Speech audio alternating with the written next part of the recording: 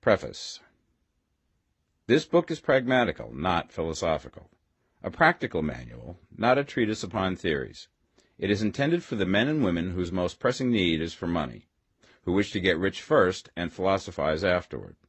It is for those who have, so far, found neither the time, the means, nor the opportunity to go deeply into the study of metaphysics, but who want results and who are willing to take the conclusions of science as a basis for action, without going into all the processes by which those conclusions were reached. It is expected that the reader will take the fundamental statements upon faith, just as he would take statements concerning a law of electrical action if they were promulgated by a Marconi or an Edison, and taking the statements upon faith, that he will prove their truth by acting upon them without fear or hesitation. Every man or woman who does this will certainly get rich, for the science herein applied is an exact science, and failure is impossible. For the benefit, however, of those who wish to investigate philosophical theories and so secure a logical basis for faith, I will here cite certain authorities. The monistic theory of the universe, the theory that one is all and that all is one, that one substance manifests itself as the seeming many elements of the material world, is of Hindu origin and has been gradually winning its way into the thought of the Western world for 200 years. It is the foundation of all the Oriental philosophies and of those of Descartes, Spinoza, Leibniz, Schopenhauer, Hegel, and Emerson. The reader who would dig to the philosophical foundations of this is advised to read Hegel and Emerson for himself. In writing this book, I have sacrificed all other considerations to plainness and simplicity of style, so that all might understand. The plan of action laid down herein was deduced from the conclusions of philosophy. It has been thoroughly tested and bears the supreme test of practical experiment. It works. If you wish to know how the conclusions were arrived at, read the writings of the authors mentioned above. And if you wish to reap the fruits of their philosophies in actual practice, read this book and do exactly as it tells you to do. The author. Chapter 1. The Right to be Rich. Whatever may be said in praise of poverty, the fact remains that it is not possible to live a really complete or successful life unless one is rich. No man can rise to his greatest possible height in talent or soul development unless he has plenty of money. For to unfold the soul and to develop talent he must have many things to use, and he cannot have these things unless he has money to buy them with. A man develops in mind, soul, and body by making use of these things, and society is so organized that man must have money in order to become the possessor of things. Therefore, the basis of all advancement for man must be the science of getting rich. The object of all life is development, and everything that lives has an inalienable right to all the development it is capable of attaining. Man's right to life means his right to have the free and unrestricted use of all things which may be necessary to his fullest mental, spiritual, and physical unfoldment, or, in other words, his right to be rich. I shall not speak of riches in a figurative way. To be really rich does not mean to be satisfied or contented with a little. No man ought to be satisfied with little if he is capable of using and enjoying more. The purpose of nature is the advancement and unfoldment of life, and every man should have all that can contribute to the power, elegance, beauty, and richness of life. To be content with less is sinful. The man who owns all he wants for the living of all the life he is capable of living is rich, and no man who has not plenty of money can have all he wants. Life has advanced so far and become so complex that even the most ordinary man or woman requires a great amount of wealth in order to live in a manner that even approaches completeness. Every person naturally wants to become all that they are capable of becoming. This desire to realize innate possibilities is inherent in human nature. We cannot help wanting to be all that we can be. Success in life is becoming what you want to be. You can become what you want to be only by making use of things, and you can have the free use of things only as you become rich enough to buy them. To understand the science of getting rich is therefore the most essential of all knowledge. There is nothing wrong in wanting to get rich. The desire for riches is really the desire for a richer, fuller, and more abundant life, and that desire is praiseworthy. The man who does not desire to live more abundantly is abnormal. and so the man who does not desire to have money enough to buy all he wants is abnormal. There are three motives for which we live. We live for the body, we live for the mind, we live for the soul. No one of these is better or holier than the other. All are alike desirable, and no one of the three, body, mind, or soul, can live fully if either of the others is cut short of full life and expression. It is not right or noble to live only for the soul and deny mind or body, and it is wrong to live for the intellect and deny body or soul. We are all acquainted with the loathsome consequences of living for the body and denying both mind and soul, and we see that real life means the complete expression of all that man can give forth through body, mind, and soul. Whatever he can say, no man can be really happy or satisfied unless his body is living fully in every function, and unless the same is true of his mind and his soul. Wherever there is unexpressed possibility, or function not performed, there is unsatisfied desire. Desire is possibility seeking expression, or function seeking performance. Man cannot live fully in body without good food, comfortable clothing, and warm shelter, and without freedom from excessive toil. Rest and recreation are also necessary to his physical life. He cannot live fully in mind without books and time to study them, without opportunity for travel and observation, or without intellectual companionship. To live fully in mind, he must have intellectual recreations, and must surround himself with all the objects of art and beauty he is capable of using and appreciating. To live fully in soul, man must have love, and love is denied expression by poverty. A man's highest happiness is found in the bestowal of benefits on those he loves. Love finds its most natural and spontaneous expression in giving. The man who has nothing to give cannot fill his place as a husband or father, as a citizen or as a man. It is in the use of material things that a man finds full life for his body, develops his mind, and unfolds his soul. It is therefore of supreme importance to him that he should be rich. It is perfectly right that you should desire to be rich. If you are a normal man or woman, you cannot help doing so. It is perfectly right that you should give your best attention to the science of getting rich, for it is the noblest and most necessary of all studies. If you neglect this study, you are derelict in your duty to yourself, to God, and humanity, for you can render to God and humanity no greater service than to make the most of yourself. Chapter 2. There is a science of getting rich.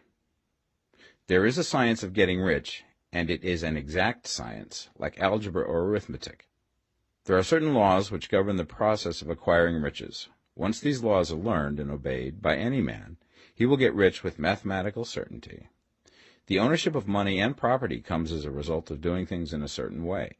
Those who do things in this certain way, whether on purpose or accidentally, get rich, while those who do not do things in this certain way, no matter how hard they work or how able they are, remain poor. It is a natural law that like causes always produce like effects, and therefore any man or woman who learns to do things in this certain way will infallibly get rich.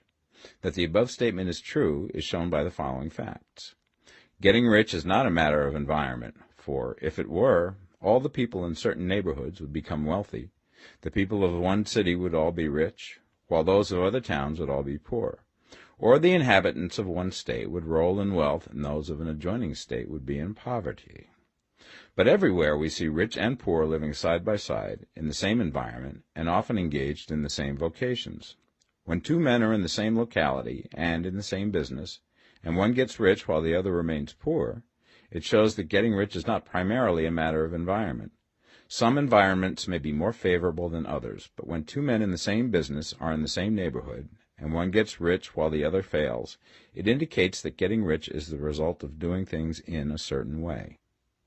And further, the ability to do things in this certain way is not due solely to the possession of talent, for many people who have great talent remain poor, while others who have very little talent get rich. Studying the people who have gotten rich, we find that they are an average lot in all respects, having no greater talents and abilities than other men. It is evident that they do not get rich because they possess talents and abilities that other men have not, but because they happen to do things in a certain way. Getting rich is not the result of saving or thrift. Many very penurious people are poor, while free spenders often get rich. Nor is getting rich due to doing things which others fail to do. For two men in the same business often do almost exactly the same things, and one gets rich while the other remains poor or becomes bankrupt. From all these things, we must come to the conclusion that getting rich is the result of doing things in a certain way. If getting rich is the result of doing things in a certain way, then any man or woman who can do things in that way can become rich, and the whole matter is brought within the domain of exact science. The question arises here whether this certain way may not be so difficult that only a few may follow it. This cannot be true, as we have seen, so far as natural ability is concerned. Talented people get rich, and blockheads get rich. Intellectually brilliant people get rich, and very stupid people get rich. Physically strong people get rich, and weak and sickly people get rich. Some degree of ability to think and understand is, of course, essential. But insofar natural ability is concerned, any man or woman who has sense enough to read and understand these words can certainly get rich. Also, we have seen that it is not a matter of environment. Location counts for something. One would not go to the heart of the Sahara and expect to do successful business. Getting rich involves the necessity of dealing with men and of being where there are people to deal with. And if these people are inclined to deal in the way that you want to deal, so much the better. But that is about as far as environment goes. If anybody else in your town can get rich, so can you. And if anybody else in your state can get rich, so can you. Again, it is not a matter of choosing some particular business or profession. People get rich in every business and in every profession, while their next-door neighbors in the same vocation remain in poverty. It is true that you will do best in a business which you like and which is congenial to you. And if you have certain talents which are well developed, you will do best in a business which calls for the exercise of those talents. Also, you will do best in a business which is suited to your locality. An ice cream parlor would do better in a warm climate than in Greenland, and a salmon fishery will succeed better in the Northwest than in Florida, where there are no salmon. But aside from these general limitations, getting rich is not dependent upon your engaging in some particular business, but upon your learning to do things in a certain way.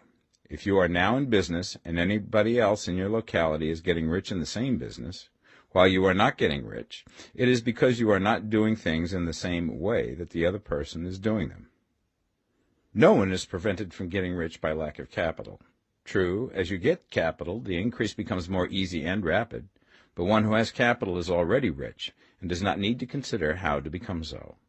No matter how poor you may be, if you begin to do things in a certain way, you will begin to get rich, and you will begin to have capital.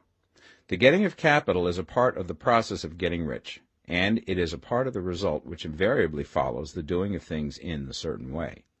You may be the poorest man on the continent and be deeply in debt. You may have neither friends, influence, nor resources, but if you begin to do things in this way, you must infallibly begin to get rich, for the like causes must produce like effects. If you have no capital, you can get capital. If you're in the wrong business, you can get into the right business.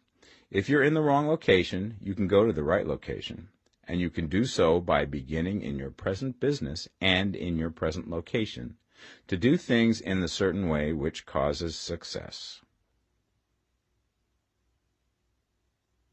Chapter 3. Is opportunity monopolized?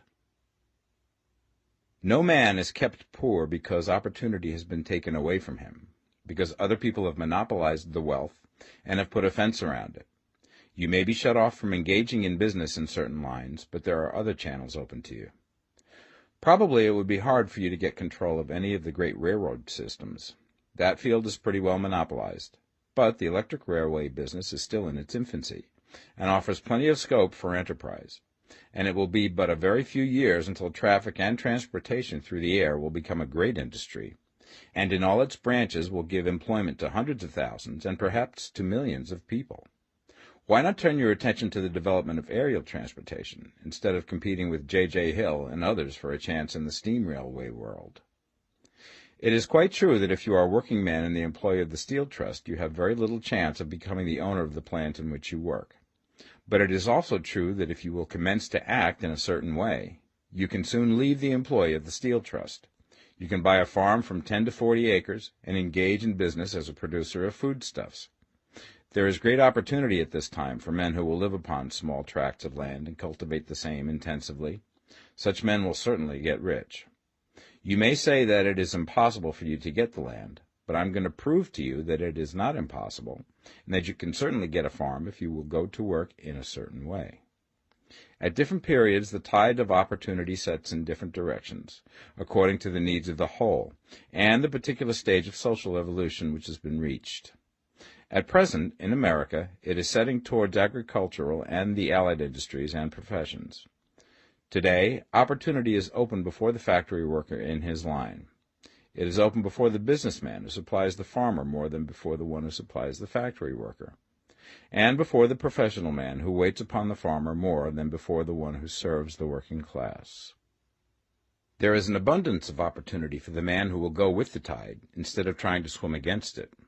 So the factory workers, either as individuals or as a class, are not deprived of opportunity. The workers are not being kept down by their masters. They are not being ground by the trusts and combinations of capital. As a class, they are where they are because they do not do things in a certain way. If the workers of America chose to do so, they could follow the example of their brothers in Belgium and other countries and establish great department stores and cooperative industries. They could elect men of their own class to office and pass laws favoring the development of such cooperative industries, and in a few years they could take peaceable possession of the industrial field. The working class may become the master class whenever they will begin to do things in a certain way. The law of wealth is the same for them as it is for all others. This they must learn, and they will remain where they are as long as they continue to do as they do.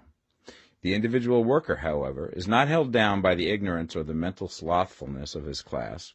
He can follow the tide of opportunity to riches, and this book will tell him how. No one is kept in poverty by a shortness in the supply of riches. There is more than enough for all.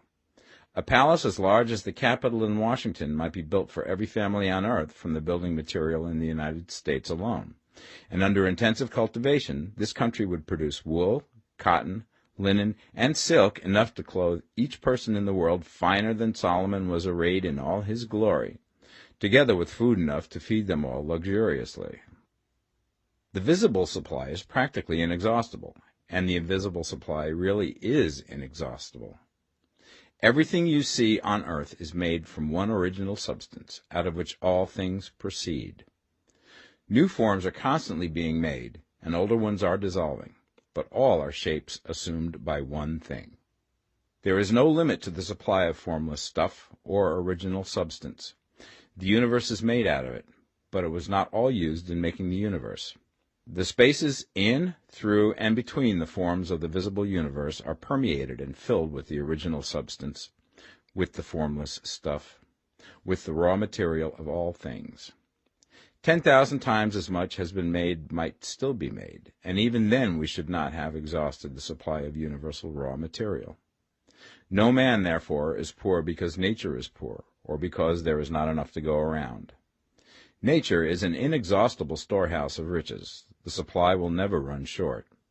Original substance is alive with creative energy and is constantly producing more forms.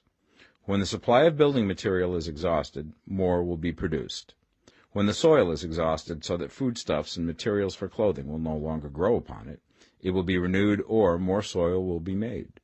When all the gold and silver has been dug from the earth, if man is still in such a stage of social development that he needs gold and silver, more will be produced from the formless. The formless stuff responds to the needs of man. It will not let him be without any good thing. This is true of man collectively. The race as a whole is always abundantly rich, and if individuals are poor, it is because they do not follow the certain way of doing things which makes the individual man rich. The formless stuff is intelligent. It is stuff which thinks. It is alive, and is always impelled towards more life. It is the natural and inherent impulse of life to seek to live more. It is the nature of intelligence to enlarge itself, and of consciousness to seek to extend its boundaries and find fuller expression. The universe of forms has been made by formless living substance, throwing itself into form in order to express itself more fully. The universe is a great living presence, always moving inherently towards more life and fuller functioning. Nature is formed for the advancement of life. Its impelling motive is the increase of life. For this cause, everything which can possibly minister to life is bountifully provided. There can be no lack unless God is to contradict himself and nullify his own works.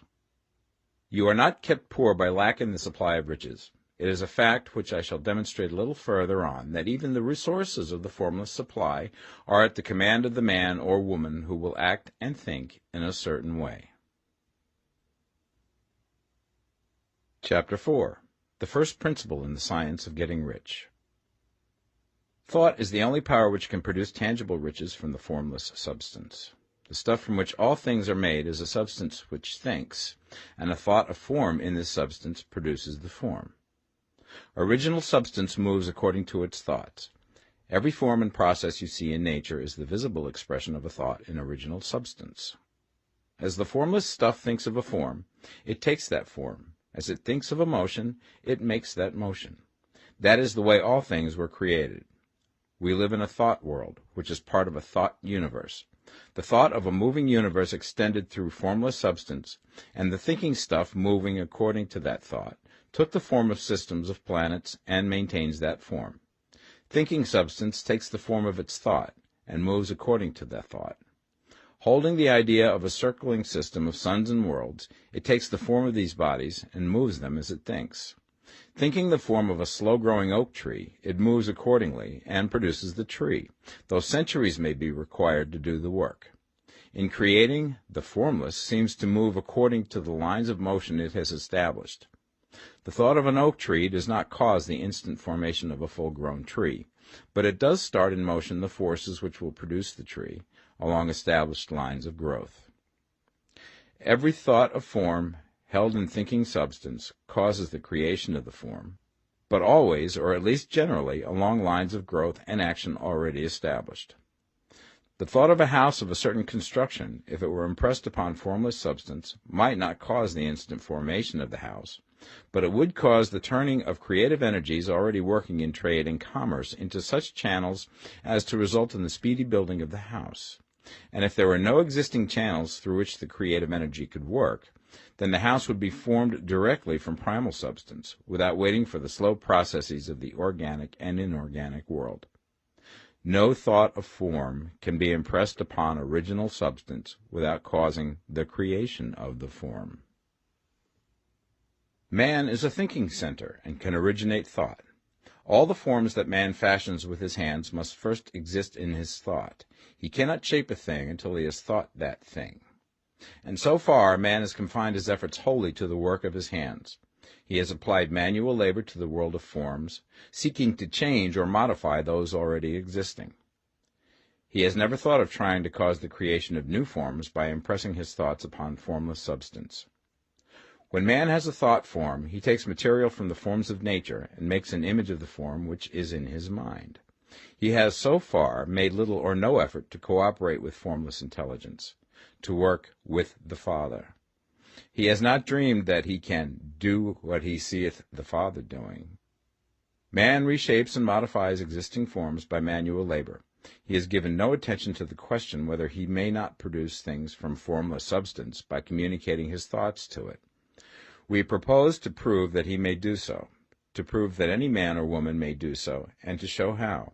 As our first step, we must lay down the three fundamental propositions.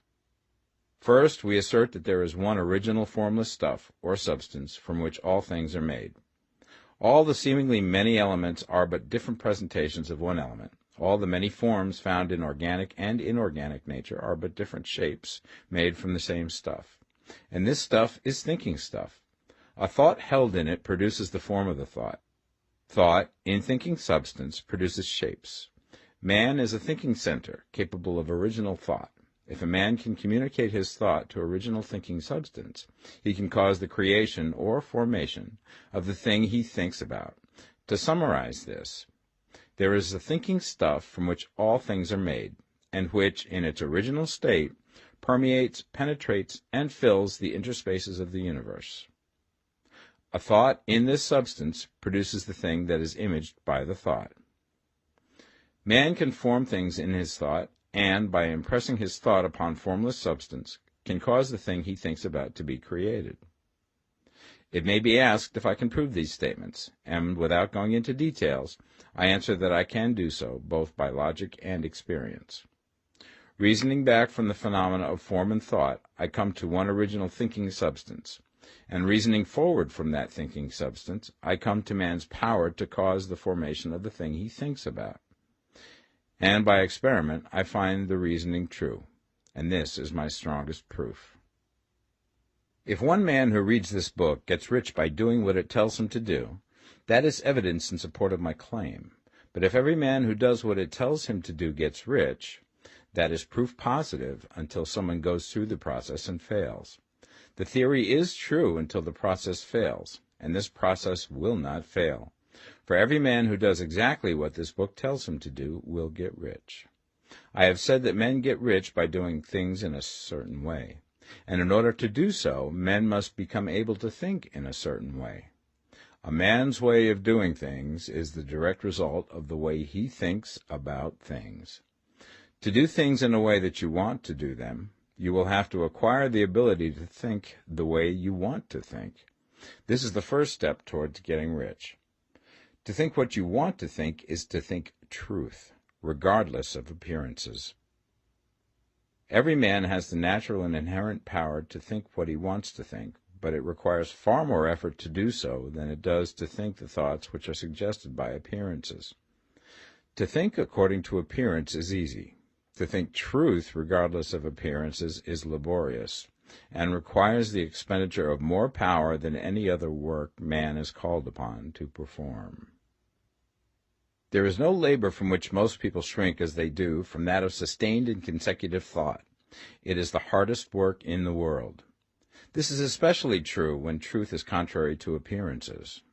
Every appearance in the visible world tends to produce a corresponding form in the mind which observes it, and this can only be prevented by holding the thought of the truth.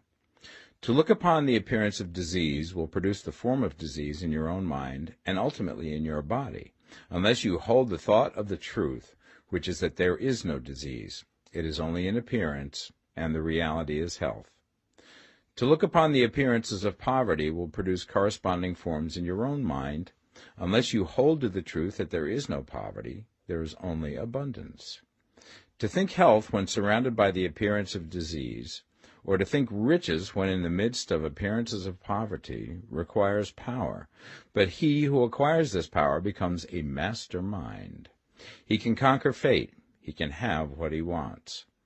This power can only be acquired by getting hold of the basic fact which is behind all appearances, and that fact is that there is one thinking substance, from which and by which all things are made.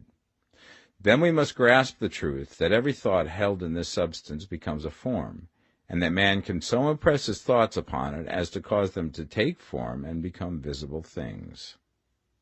When we realize this, we lose all doubt and fear, for we know that we can create what we want to create, and we can get what we want to have, and can become what we want to be. As a first step towards getting rich, you must believe the three fundamental statements given previously in this chapter, and in order to emphasize them, I repeat them here.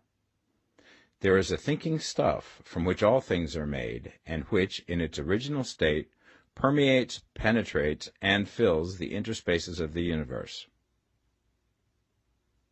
A thought in this substance produces the thing that is imaged by the thought. Man can form things in his thought, and, by impressing his thought upon formless substance, can cause the thing he thinks about to be created. You must lay aside all other concepts of the universe than this monistic one, and you must dwell upon this until it is fixed in your mind and has become your habitual thought. Read these creed statements over and over again. Fix every word upon your memory, and meditate upon them until you firmly believe what they say. If a doubt comes to you, cast it aside as a sin. Do not listen to arguments against this idea. Do not go to churches or lectures where a contrary concept of things is taught or preached. Do not read magazines or books which teach a different idea. If you get mixed up in your faith, all your efforts will be in vain. Do not ask why these things are true, nor speculate as to how they can be true. Simply take them on trust. The science of getting rich begins with the absolute acceptance of this faith. Chapter 5. Increasing Life. You must get rid of the last vestige of the old idea that there is a deity whose will it is that you should be poor, or whose purposes may be served by keeping you in poverty. The intelligent substance which is all, and in all, which lives in all and lives in you, is a consciously living substance. Being a consciously living substance, it must have the nature and inherent desire of every living intelligence for increase of life. Every living thing must continually seek for the enlargement of its life, because life, in the mere act of living, must increase itself. A seed, dropped into the ground, springs into activity, and in the act of living produces 100 more seeds. Life, by living, multiplies itself. It is forever becoming more. It must do so if it continues to be at all. Intelligence is under the same necessity for continuous increase. Every thought we think makes it necessary for us to think another thought. Consciousness is continually expanding. Every fact we learn leads us to the learning of another fact. Knowledge is continually increasing. Every talent we cultivate brings to the mind the desire to cultivate another talent. We are subject to the urge of life, seeking expression, which ever drives us on to know more, to do more, and to be more. In order to know more, do more, and be more, we must have more. We must have things to use, for we learn and do and become only by using things. We must get rich so that we can live more. The desire for riches is simply the capacity for larger life seeking fulfillment. Every desire is the effort of an unexpressed possibility to come into action. It is power seeking to manifest which causes desire. That which makes you want more money is the same as that which makes the plant grow. It is life, seeking fuller expression. The one living substance must be subject to this inherent law of all life. It is permeated with the desire to live more. That is why it is under the necessity of creating things.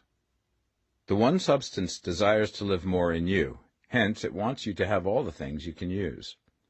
It is the desire of God that you should get rich. He wants you to get rich because he can express himself better through you if you have plenty of things to use in giving him expression. He can live more in you if you have unlimited command of the means of life. The universe desires you to have everything you want to have. Nature is friendly to your plans. Everything is naturally for you. Make up your mind that this is true.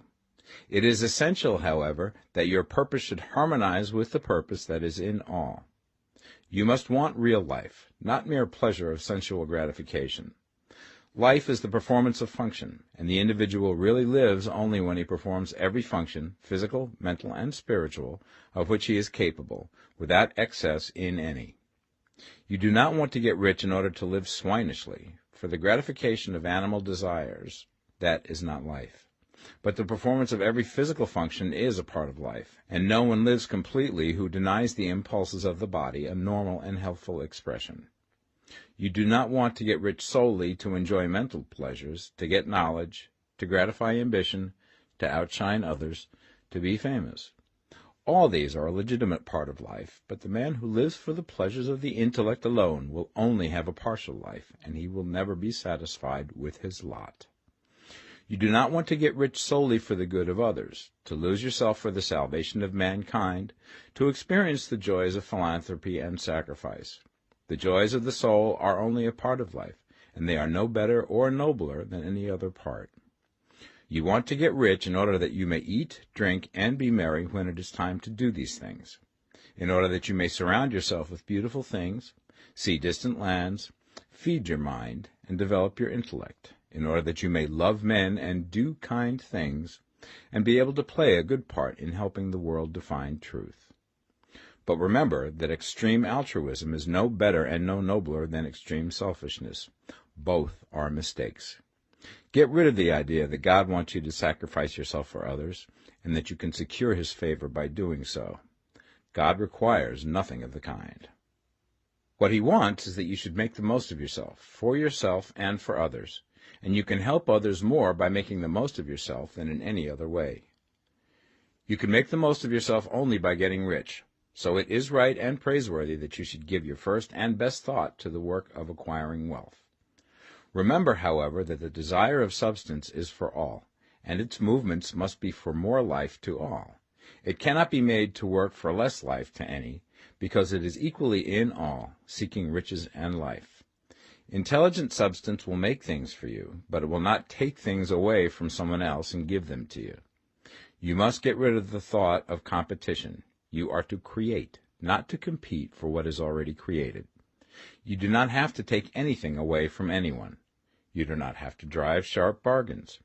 You do not have to cheat or to take advantage. You do not need to let any man work for you for less than he earns. You do not have to covet the property of others or to look at it with wishful eyes. No man has anything of which you cannot have the like, and that without taking what he has away from him. You are to become a creator, not a competitor. You are going to get what you want, but in such a way that when you get it, every other man will have more than he has now. I am aware that there are men who get a vast amount of money by proceeding in direct opposition to the statements in the paragraph above, and may add a word of explanation here.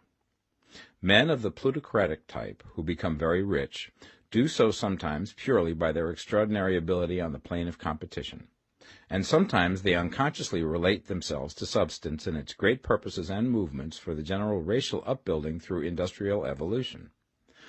Rockefeller, Carnegie, Morgan, et al. Have been the unconscious agents of the Supreme in the necessary work of systematizing and organizing productive industry, and, in the end, their work will contribute immensely towards increased life for all. Their day is nearly over. They have organized production, and will soon be succeeded by the agents of the multitude, who will organize the machinery of distribution.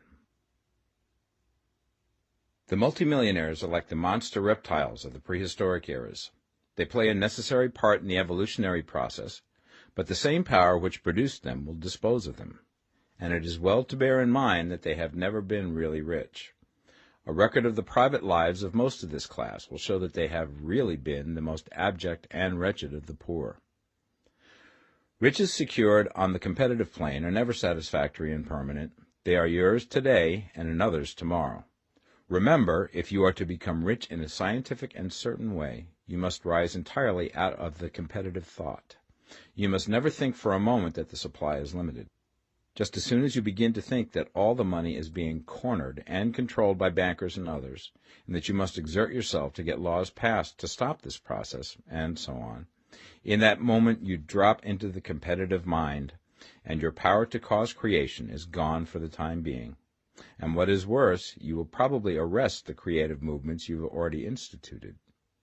Know that there are countless millions of dollars worth of gold in the mountains of the earth, not yet brought to light, and know that if there were not, more would be created from thinking substance to supply your needs. Know that the money you need will come, even if it is necessary for 1,000 men to be led to the discovery of new gold mines tomorrow. Never look at the visible supply. Look always at the limitless riches in formless substance, and know that they are coming to you as fast as you can receive and use them. Nobody, by cornering the visible supply, can prevent you from getting what is yours. So never allow yourself to think for an instant that all the best building spots will be taken before you get ready to build your house, unless you hurry. Never worry about the trusts and combines, and get anxious for fear that they will soon come to own the whole earth. Never get afraid that you will lose what you want because some other person beat you to it. That cannot possibly happen. You are not seeking anything that is possessed by anybody else. You are causing what you want to be created from formless substance, and the supply is without limits. Stick to the formulated statement. There is a thinking stuff from which all things are made, and which, in its original state, permeates, penetrates, and fills the interspaces of the universe. A thought in this substance produces the thing that is imaged by the thought. Man can form things in his thought, and by impressing his thought upon formless substance, can cause the thing he thinks about to be created. Chapter 6. How Riches Come to You. When I say that you do not have to drive sharp bargains, I do not mean that you do not have to drive any bargains at all, or that you are above the necessity for having any dealings with your fellow men. I mean that you will not need to deal with them unfairly. You do not have to get something for nothing, but can give to every man more than you take from him. You cannot give every man more in cash market value than you take from him, but you can give him more in use value than the cash value of the thing you take from him. The paper, ink, and other material in this book may not be worth the money you pay for it, but if the ideas suggested by it bring you thousands of dollars, you have not been wronged by those who sold it to you. They have given you a great use value for a small cash value. Let us suppose that I own a picture by one of the great artists, which in any civilized community is worth thousands of dollars. I take it to Baffin Ray, and by salesmanship induce an Eskimo to give a bundle of furs worth $500 for it. I have really wronged him, for he has no use for the picture. It has no value to him. It will not add to his life. But suppose I give him a gun worth $50 for his furs. Then he has made a good bargain. He has use for the gun. It will get him many more furs and much food. It will add to his life in every way. It will make him rich. When you rise from the competitive to the creative plane, you can scan your business transactions very strictly, and if you are selling any man anything which does not add more to his life than the thing he gives you in exchange, you can afford to stop it. You do not have to beat anybody in business, and if you are in a business which does beat people, get out of it at once. Give every man more in use value than you take from him in cash value. Then you are adding to the life of the world by every business transaction.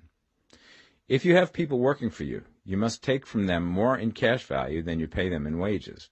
But you can so organize your business that it will be filled with the principle of advancement, and so that each employee who wishes to do so may advance a little every day. You can make your business do for your employees what this book is doing for you. You can so conduct your business that it will be a sort of ladder, by which every employee who will take the trouble may climb to riches himself, and, given the opportunity, if he will not do so, it is not your fault. And finally, because you are to cause the creation of your riches from formless substance which permeates all your environment, it does not follow that they are to take shape from the atmosphere and come into being before your eyes. If you want a sewing machine, for instance, I do not mean to tell you that you are to impress the thought of a sewing machine on thinking substance until the machine is formed without hands, in the room where you sit or elsewhere. But if you want a sewing machine, hold the mental image of it with the most positive certainty that it is being made, or is on its way to you. After once forming the thought, have the most absolute and unquestioning faith that the sewing machine is coming. Never think of it, or speak of it, in any other way than as being sure to arrive. Claim it as already yours. It will be brought to you by the power of the Supreme Intelligence, acting upon the minds of men. If you live in Maine, it may be that a man will be brought from Texas or Japan to engage in some transaction which will result in your getting what you want. If so, the whole matter will be as much to that man's advantage as it is to yours.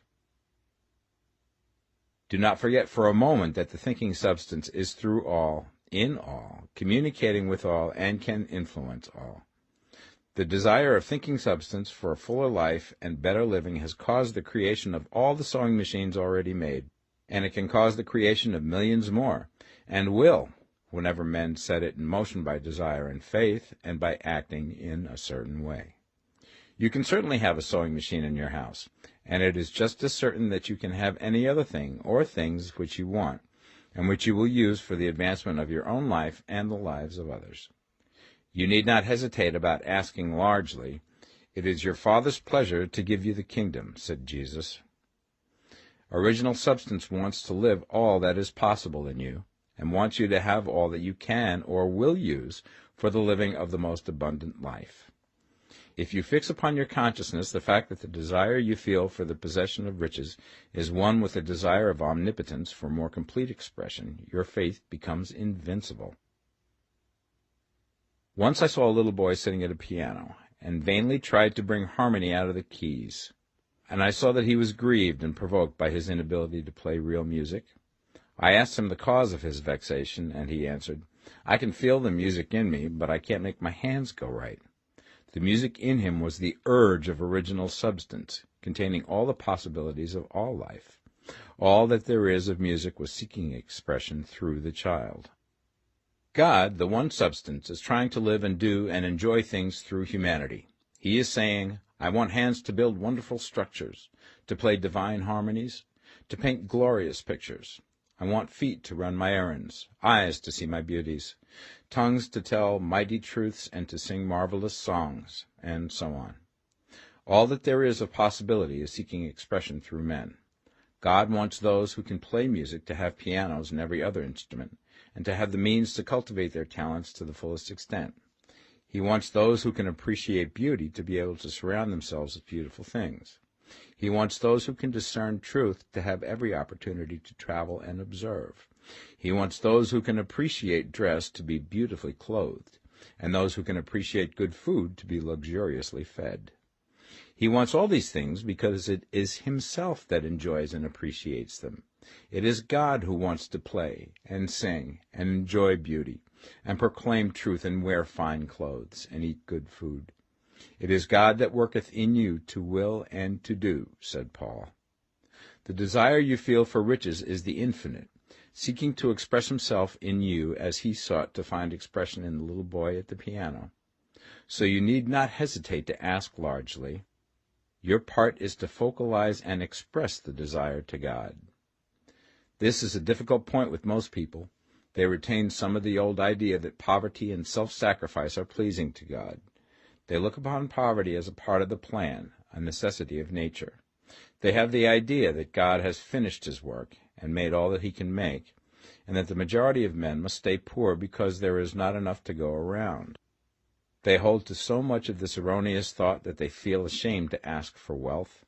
They try not to want more than a very modest competence, just enough to make them fairly comfortable. I recall now the case of one student who was told that he must get in mind a clear picture of the things he desired, so that the creative thought of them might be impressed upon formless substance. He was a very poor man, living in a rented house, and having only what he earned from day to day, and he could not grasp the fact that all wealth was his. So, after thinking the matter over, he decided that he might reasonably ask for a new rug for the floor of his best room, and an anthracite coal stove to heat the house during the cold weather. Following the instructions given in this book, he obtained these things in a few months, and then it dawned upon him that he had not asked enough. He went through the house in which he lived, and planned all the improvements he would like to make in it. He mentally added a bay window here and a room there, until it was complete in his mind as an ideal home, and then he planned its furnishings. Holding the whole picture in his mind, he began living in the certain way, and moving towards what he wanted, and he now owns the house, and is rebuilding it after the form of his mental image. And now, with still larger faith, he is going to get greater things. It has been unto him according to his faith, and it is so with you and with all of us. Chapter 7. Gratitude. The illustrations given in the last chapter will have conveyed the fact that the first step towards getting rich is to convey the idea of your wants to the formless substance. This is true, and you will see that in order to do so, it becomes necessary to relate yourself to the formless intelligence in a harmonious way. To secure this harmonious relation is a matter of such primary and vital importance that I shall give some space to its discussion here, and give you instructions which, if you will follow them, will be certain to bring you into perfect unity of mind with God. The whole process of mental adjustment and atonement can be summed up in one word: gratitude. First, you believe that there is one intelligent substance from which all things proceed. Second, you believe that this substance gives you everything you desire. And third, you relate yourself to it by a feeling of deep and profound gratitude. Many people who order their lives rightly in all other ways are kept in poverty by their lack of gratitude. Having received one gift from God, they cut the wires which connect them with him by failing to make acknowledgment. It is easy to understand that the nearer we live to the source of wealth, the more wealth we shall receive. And it is easy also to understand that the soul that is always grateful lives in closer touch with God than the one which never looks to him in thankful acknowledgment. The more gratefully we fix our minds on the Supreme when good things come to us, the more good things we will receive, and the more rapidly they will come. And the reason simply is that the mental attitude of gratitude draws the mind into closer touch with the source from which the blessings come. If it is a new thought to you that gratitude brings your whole mind into closer harmony with the creative energies of the universe, Consider it well, and you will see that it is true. The good things you already have come to you along the line of obedience to certain laws. Gratitude will lead your mind out along the ways by which things come, and it will keep you in close harmony with creative thought and prevent you from falling into competitive thought. Gratitude alone can keep you looking towards the all, and prevent you from falling into the error of thinking of the supply as limited, and to do that would be fatal to your hopes. There is a law of gratitude, and it is absolutely necessary that you should observe the law if you are to get the results you seek. The law of gratitude is the natural principle that action and reaction are always equal, and in opposite directions. The grateful outreaching of your mind in thankful praise to the Supreme is a liberation or expenditure of force. It cannot fail to reach that to which it is addressed, and the reaction is an instantaneous movement towards you. Draw nigh unto God, and he will draw nigh unto you. That is a statement of psychological truth. And if your gratitude is strong and constant, the reaction in formless substance will be strong and continuous. The movement of the things you want will always be towards you. Notice the grateful attitude that Jesus took, how he always seemed to be saying, I thank thee, Father, that thou hearest me.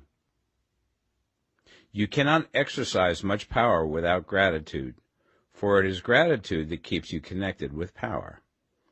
But the value of gratitude does not consist solely in getting you more blessings in the future. Without gratitude, you cannot long keep from dissatisfied thought regarding things as they are. The moment you permit your mind to dwell with dissatisfaction upon things as they are, you begin to lose ground. You fix attention upon the common, the ordinary, the poor, and the squalid and mean, and your mind takes the form of these things. Then you will transmit these forms or mental images to the formless, and the common, the poor, the squalid, and mean will come to you. To permit your mind to dwell upon the inferior is to become inferior, and to surround yourself with inferior things.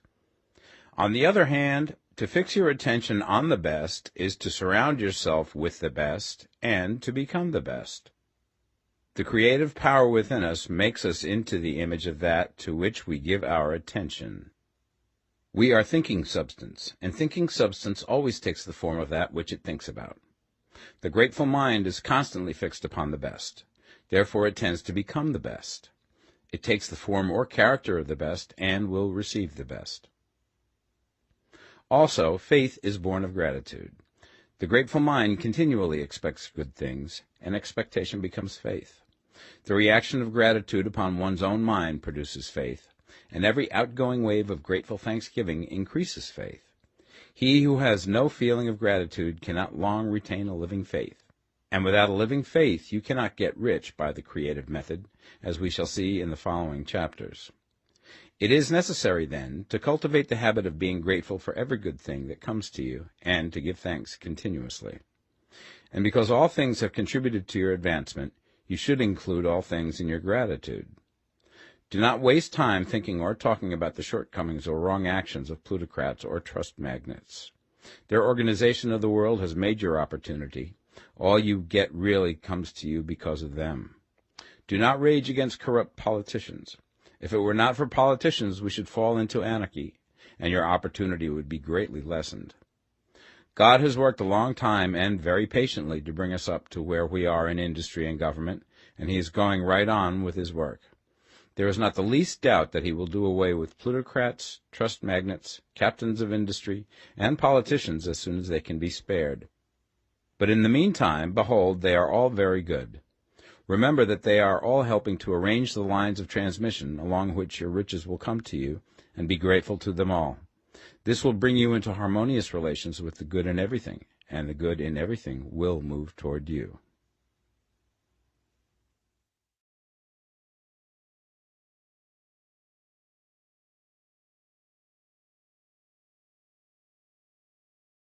The Science of Getting Rich, Part 2. Chapter 8. Thinking in the Certain Way. You must form a clear and definite mental picture of what you want. You cannot transmit an idea unless you have it yourself. You must have it before you can give it, and many people fail to impress thinking substance because they have themselves only a vague and misty concept of the things they want to do, to have, or to become. It is not enough that you should have a general desire for wealth to do good with. Everybody has that desire. It is not enough that you should have a wish to travel, see things, live more, etc. Everybody has those desires also. If you were going to send a wireless message to a friend, you would not send the letters of the alphabet in their order and let him construct the message for himself, nor would you take words at random from the dictionary. You would send a coherent sentence, one which meant something. When you try to impress your wants upon substance, remember that it must be done by a coherent statement. You must know what you want and be definite.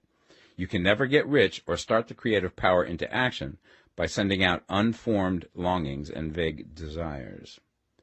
Go over your desires just as the man I have described went over his house. See just what you want and get a clear mental picture of it as you wish it to look when you get it. That clear mental picture you must have continually in mind, as the sailor has in mind the port towards which he is sailing the ship. You must keep your face towards it all the time. You must no more lose sight of it than the steersman loses sight of the compass. It is not necessary to take exercises in concentration, nor to set apart special times for prayer and affirmation, nor to go into the silence, nor to do occult stunts of any kind. There things are well enough, but all you need is to know what you want, and to want it badly enough so that it will stay in your thoughts. Spend as much of your leisure time as you can in contemplating your picture, but no one needs to take exercises to concentrate his mind on a thing which he really wants. It is the things you do not really care about which require effort to fix your attention upon them.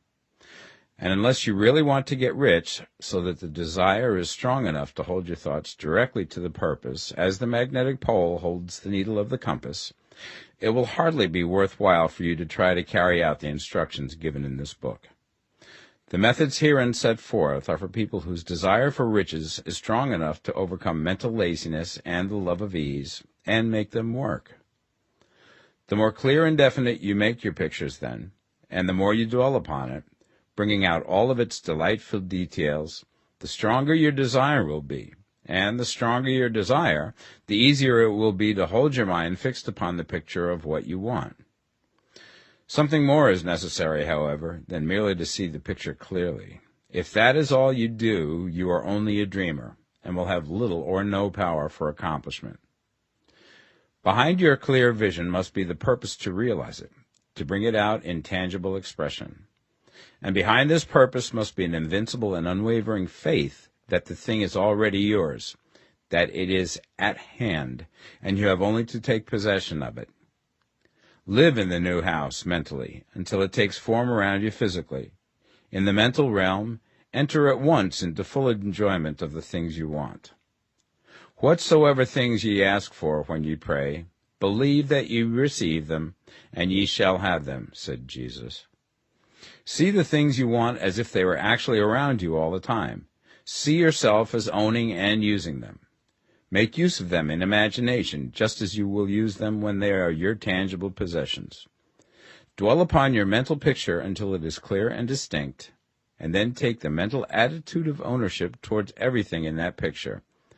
Take possession of it in mind, in the full faith that it is actually yours. Hold to this mental ownership. Do not waver for an instant in the faith that it is real. And remember what was said in the preceding chapter about gratitude. Be as thankful for it all the time as you expect to be when it has taken form. The man who can sincerely thank God for the things which as yet he owns only in imagination has real faith. He will get rich. He will cause the creation of whatsoever he wants. You do not need to pray repeatedly for things you want. It is not necessary to tell God about it every day.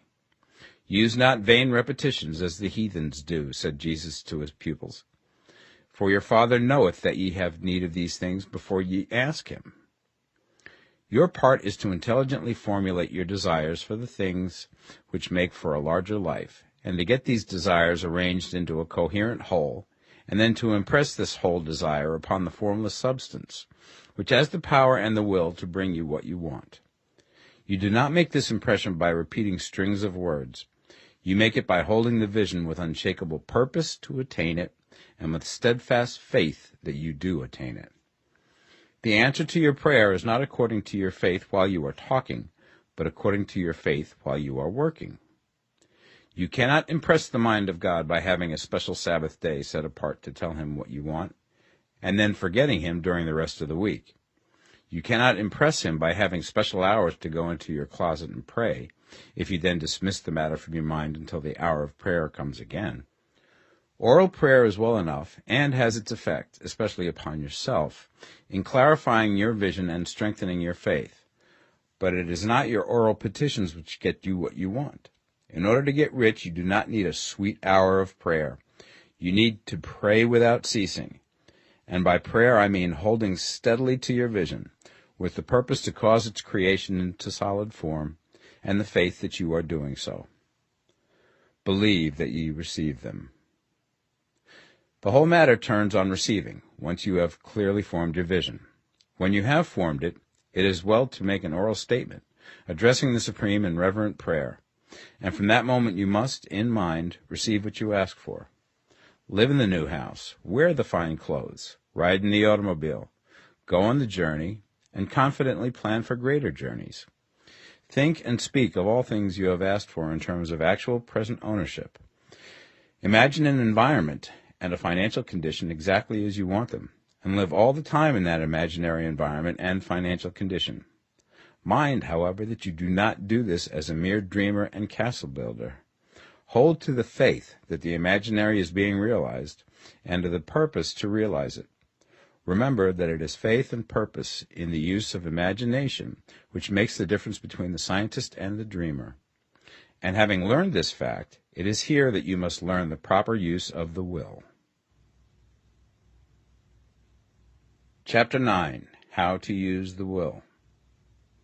To set about getting rich in a scientific way, you do not try to apply your willpower to anything outside of yourself. You have no right to do so anyway. It is wrong to apply your will to other men and women in order to get them to do what you wish done. It is as flagrantly wrong to coerce people by mental power as it is to coerce them by physical power. If compelling people by physical force to do things for you reduces them to slavery, compelling them by mental means accomplishes exactly the same thing. The only difference is in methods. If taking things from people by physical force is robbery, then taking things by mental force is robbery also. There is no difference in principle. You have no right to use your willpower upon another person, even for his own good, for you do not know what is for his good. The science of getting rich does not require you to apply power or force to any other person in any way whatsoever. There is not the slightest necessity for doing so. Indeed, any attempt to use your will upon others will only tend to defeat your purpose. You do not need to apply your will to things in order to compel them to come to you. That would simply be trying to coerce God, and would be foolish and useless, as well as irreverent. You do not have to compel God to give you good things, any more than you have to use your willpower to make the sun rise. You do not have to use your willpower to conquer an unfriendly deity, or to make stubborn and rebellious forces do your bidding. Substance is friendly to you, and is more anxious to give you what you want than you are to get it. To get rich, you need only to use your willpower upon yourself. When you know what to think and do, then you must use your will to compel yourself to think and do the right things. That is the legitimate use of the will in getting what you want, to use it in holding yourself to the right course. Use your will to keep yourself thinking and acting in the certain way. Do not try to project your will or thoughts or your mind out into space to act on things or people. Keep your mind at home. It can accomplish more there than elsewhere. Use your mind to form a mental image of what you want and to hold that vision with faith and purpose, and use your will to keep your mind working in the right way. The more steady and continuous your faith and purpose, the more rapidly you will get rich, because you will make only positive impressions upon substance, and you will not neutralize or offset them by negative impressions. The picture of your desires, held with faith and purpose, is taken up by the formless and permeates it to great distances throughout the universe, for all I know. As this impression spreads, all things are set moving towards its realizations. Every living thing, every inanimate thing, and the things yet uncreated, are stirred towards bringing into being that which you want. All forces begin to be exerted in that direction. All things begin to move towards you. The minds of people everywhere are influenced towards doing the things necessary to the fulfilling of your desires, and they work for you unconsciously. But you can check all this by starting a negative impression in the formless substance. Doubt or unbelief is as certain to start a movement away from you as faith and purpose are to start one toward you. It is by not understanding this that most people who try to make use of mental science in getting rich make their failure. Every hour and moment you spend in giving heeds to doubts and fears. Every hour you spend in worry, every hour in which your soul is possessed by unbelief, sets a current away from you in the whole domain of intelligent substance. All the promises are unto them that believe, and unto them only. Notice how insistent Jesus was upon this point of belief, and now you know the reason why. Since belief is all important, it behooves you to guard your thoughts, and as your beliefs will be shaped to a very great extent by the things you observe and think about, it is important that you should command your attention. And here the will comes into use, for it is by your will that you determine upon what things your attention shall be fixed. If you want to become rich, you must not make a study of poverty. Things are not brought into being by thinking about their opposites. Health is never to be attained by studying disease and thinking about disease. Righteousness is not to be promoted by studying sin and thinking about sin. And no one ever got rich by studying poverty and thinking about poverty. Medicine as a science of disease has increased disease. Religion as a science of sin has promoted sin. And economics as a study of poverty will fill the world with wretchedness and want. Do not talk about poverty. Do not investigate it or concern yourself with it. Never mind what its causes are. You have nothing to do with them. What concerns you is the cure. Do not spend your time in charitable work or charity movements. All charity only tends to perpetuate the wretchedness it aims to eradicate. I do not say that you should be hard-hearted or unkind and refuse to hear the cry of need, but you must not try to eradicate poverty in any of the conventional ways. Put poverty behind you, and put all that pertains to it behind you, and make good. Get rich. That is the best way you can help the poor. And you cannot hold the mental image which is to make you rich if you fill your mind with pictures of poverty. Do not read books or papers which give circumstantial accounts of the wretchedness of the tenement dwellers, of the horrors of child labor, and so on. Do not read anything which fills your mind with gloomy images of want and suffering. You cannot help the poor in the least by knowing about these things, and the widespread knowledge of them does not tend at all to do away with poverty. What tends to do away with poverty is not getting the pictures of poverty into your mind, but getting pictures of wealth into the minds of the poor. You are not deserting the poor in their misery when you refuse to allow your mind to be filled with pictures of that misery. Poverty can be done away with, not by increasing the number of well-to-do people who think about poverty, but by increasing the number of poor people who purpose with faith to get rich. The poor do not need charity, they need inspiration. Charity only sends them a loaf of bread to keep them alive in their wretchedness, or give them an entertainment to make them forget for an hour or two. But inspiration will cause them to rise out of their misery. If you want to help the poor, demonstrate to them that they can become rich. Prove it by getting rich yourself. The only way in which poverty will ever be banished from this world is by getting a large and constantly increasing number of people to practice the teachings of this book. People must be taught to become rich by creation, not by competition. Every man who becomes rich by competition throws down behind him the ladder by which he rises and keeps others down. But every man who gets rich by creation opens a way for thousands to follow him and inspires them to do so.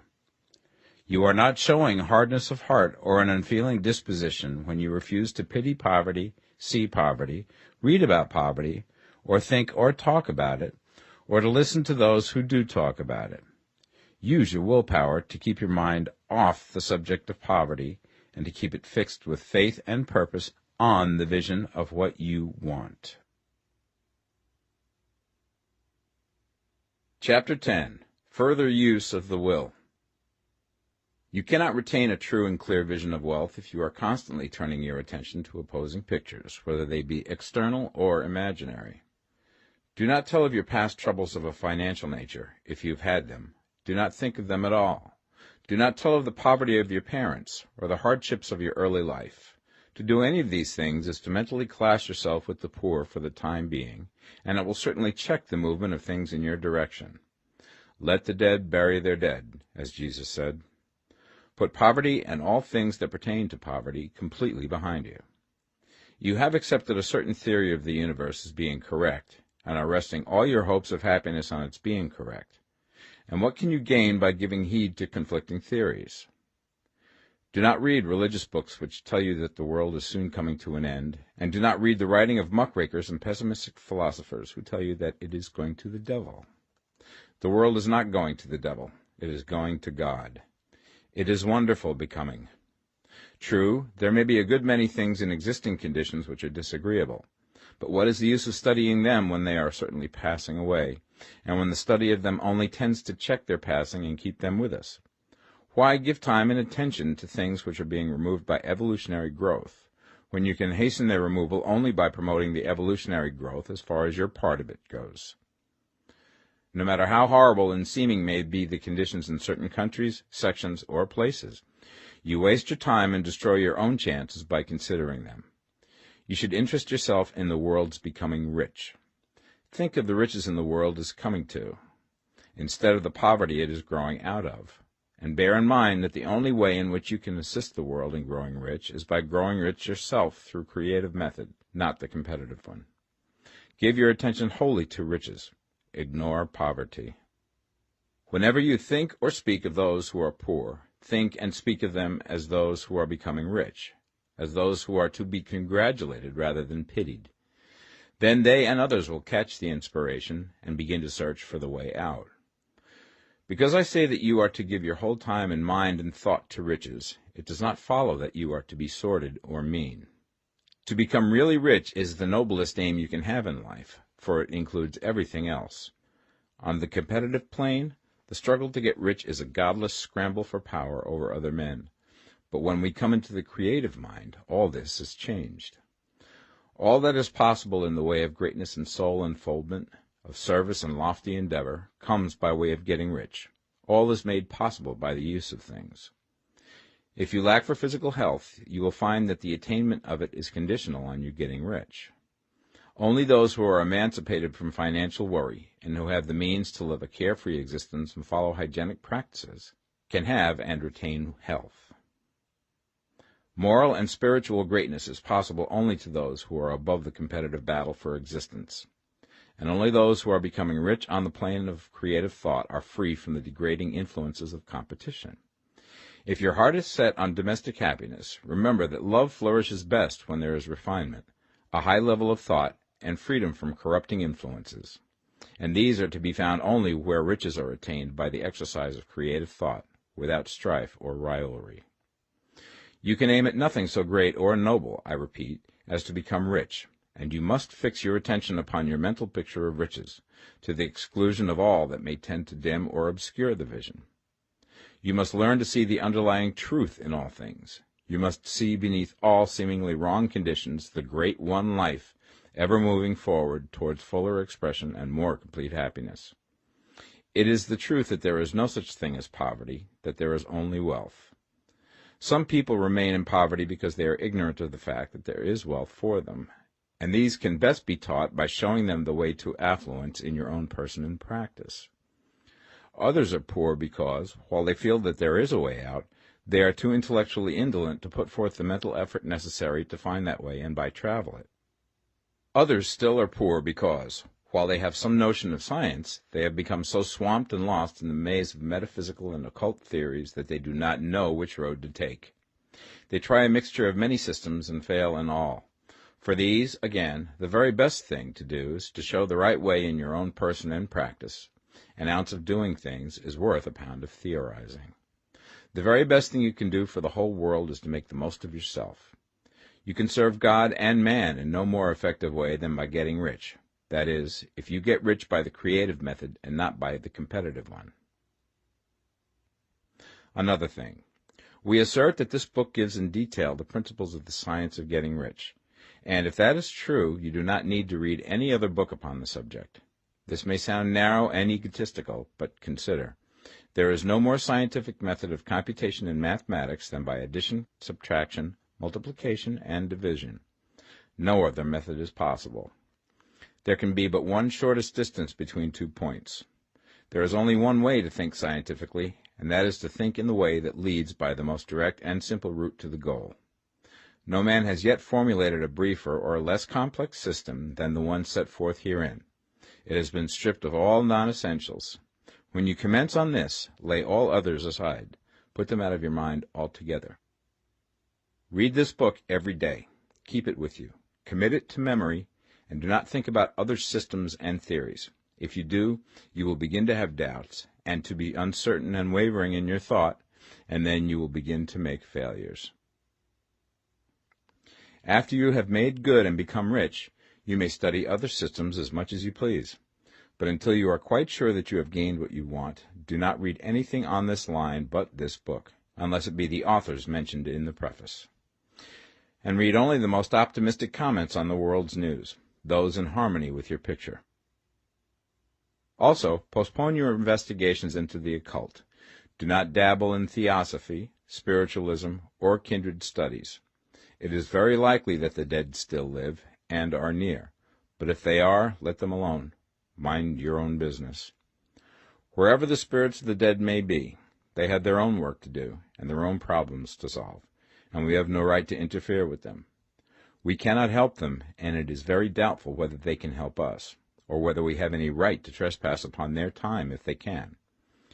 Let the dead and the hereafter alone, and solve your own problem. Get rich. If you begin to mix with the occult, you will start mental cross-currents which will surely bring your hopes to shipwreck. Now, this and the preceding chapters have brought us to the following statement of basic facts. There is a thinking stuff from which all things are made, and which, in its original state, permeates, penetrates, and fills the interspaces of the universe. A thought in this substance produces the thing that is imaged by the thought. Man can form things in his thought, and, by impressing his thought upon formless substance, can cause the thing he thinks about to be created. In order to do this, man must pass from the competitive to the creative mind. He must form a clear mental picture of the things he wants, and hold this picture in his thoughts with the fixed purpose to get what he wants, and the unwavering faith that he does get what he wants, closing his mind against all that may tend to shake his purpose, dim his vision, or quench his faith. And in addition to all this, we shall now see that he must live and act in a certain way. Chapter 11. Acting in the Certain Way. Thought is the creative power, or the impelling force which causes the creative power to act. Thinking in a certain way will bring riches to you, but you must not rely upon thought alone, paying no attention to personal action. That is the rock upon which many otherwise scientific metaphysical thinkers meet shipwreck, the failure to connect thought with personal action. We have not yet reached the stage of development, even supposing such a stage to be possible, in which man can create directly from formless substance without nature's processes or the work of human hands. Man must not only think, but his personal action must supplement his thought. By thought you can cause the gold in the hearts of the mountains to be impelled towards you, but it will not mine itself, refine itself, coin itself into double eagles, and come rolling along the roads seeking its way into your pocket. Under the impelling power of the Supreme Spirit, men's affairs will be so ordered that someone will be led to mine the gold for you. Other men's business transactions will be so directed that the gold will be brought toward you, and you must so arrange your own business affairs that you may be able to receive it when it comes to you. Your thought makes all things, animate and inanimate, work to bring you what you want, but your personal activity must be such that you can rightly receive what you want when it reaches you. You are not to take it as charity, nor to steal it. You must give every man more in use value than he gives you in cash value. The scientific use of thought consists in forming a clear and distinct mental image of what you want, in holding fast to the purpose to get what you want, and in realizing with grateful faith that you do get what you want.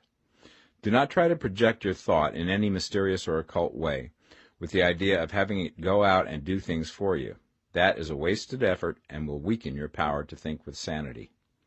The action of thought in getting rich is fully explained in the preceding chapters. Your faith and purpose positively impress your vision upon formless substance, which has the same desire for more life that you have. And this vision, received from you, sets all the creative forces at work in and through their regular channels of action, but directed towards you. It is not your part to guide or supervise the creative process. All you have to do with that is to retain your vision, stick to your purpose, and maintain your faith and gratitude. But you must act in a certain way, so that you can appropriate what is yours when it comes to you, so that you can meet the things you have in your picture and put them in their proper places as they arrive. You can really see the truth of this. When things reach you, they will be in the hands of other men, who will ask an equivalent for them. And you can only get what is yours by giving the other man what is his. Your pocketbook is not going to be transformed into a Fortunata's purse, which shall be always full of money without effort on your part. This is the crucial point in the science of getting rich, right here, where thought and personal action must be combined. There are very many people who, consciously or unconsciously, set the creative forces in action by the strength and persistence of their desires, but who remain poor because they do not provide for the reception of the thing they want when it comes.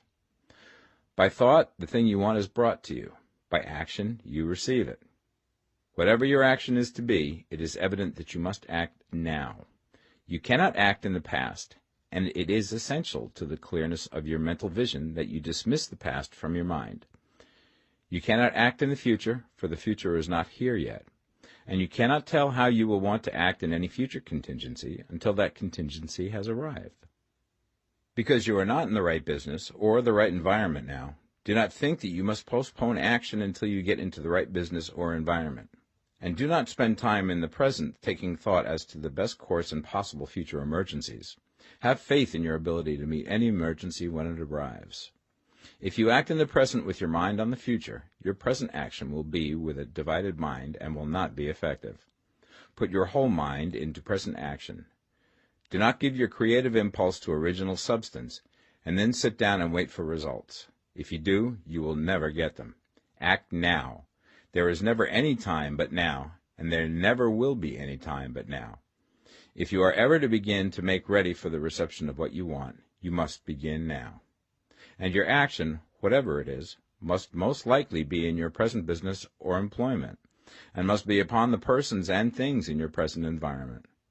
You cannot act where you are not, you cannot act where you have been, and you cannot act where you are going to be. You can act only where you are. Do not bother as to whether yesterday's work was well done or ill done. Do today's work well. Do not try to do tomorrow's work now. There will be plenty of time to do that when you get to it. Do not try, by occult or mystical means, to act on people or things that are out of your reach. Do not wait for a change of environment. Before you act, get a change of environment by action. You can so act upon the environment in which you are now as to cause yourself to be transferred to a better environment. Hold with faith and purpose the vision of yourself in the better environment, but act upon your present environment with all your heart and with all your strength and with all your mind. Do not spend any time in daydreaming or castle building. Hold to the one vision of what you want and act now. Do not cast about seeking some new thing to do, or some strange, unusual, or remarkable action to perform as a first step towards getting rich. It is probable that your actions, at least for some time to come, will be those you have been performing for some time past, but you are to begin now to perform these actions in a certain way, which will surely make you rich. If you are engaged in some business and feel that it is not the right one for you, do not wait until you get into the right business before you begin to act. Do not feel discouraged or sit down and lament because you are misplaced. No man was ever so misplaced that he could not find the right place, and no man ever became so involved in the wrong business but that he could get into the right business. Hold the vision of yourself in the right business, with the purpose to get into it, and the faith that you will get into it, and are getting into it, but act in your present business. Use your present business as the means of getting a better one, and use your present environment as the means of getting into a better one. Your vision of the right business, if held with faith and purpose, will cause the Supreme to move the right business towards you, and your action, if performed in a certain way, will cause you to move towards the business. If you are an employee or wage earner and feel that you must change places in order to get what you want, do not project your thought into space and rely upon it to get you another job. It will probably fail to do so. Hold the vision of yourself in the job you want, while you act with faith and purpose on the job you have, and you will certainly get the job you want. Your vision and faith will set the creative force in motion to bring it toward you, and your action will cause the forces in your own environment to move you toward the place you want. In closing this chapter, we will add another statement to our syllabus. There is a thinking stuff from which all things are made, and which, in its original state, permeates, penetrates, and fills the interspaces of the universe. A thought in this substance produces the thing that is imaged by the thought. Man can form things in his thought, and, by impressing his thought upon formless substance, can cause the thing he thinks about to be created. In order to do this, man must pass from the competitive to the creative mind. He must form a clear mental picture of the thing he wants, and hold this picture in his thoughts with the fixed purpose to get what he wants, and the unwavering faith that he does get what he wants, closing his mind to all that may tend to shake his purpose, dim his vision, or quench his faith. That he may receive what he wants when it comes, man must act now upon the people and things in his present environment. Chapter 12. Efficient Action. You must use your thought as directed in previous chapters, and begin to do what you can do where you are. And you must do all that you can do where you are. You can advance only by being larger than your present place, and no man is larger than his present place who leaves undone any of the work pertaining to that place. The world is advanced only by those who more than fill their present places. If no man quite filled his present place, you can see that there must be a going backward in everything. Those who do not quite fill their present places are dead weight upon society, government, commerce, and industry. They must be carried along by others at a great expense. The progress of the world is retarded only by those who do not fill the places they are holding. They belong to a former age and a lower stage or plane of life, and their tendency is towards degeneration. No society could advance if every man was smaller than his place. Social evolution is guided by the law of physical and mental evolution. In the animal world, evolution is caused by excess of life. When an organism has more life than can be expressed in the function of its own plane, it develops the organs of a higher plane, and a new species is originated. There never would have been new species had there not been organisms which more than filled their places. The law is exactly the same for you. Your getting rich depends upon your applying this principle to your own affairs. Every day is either a successful day or a day of failure, and it is the successful days which get you what you want. If every day is a failure, you can never get rich, while if every day is a success, you cannot fail to get rich.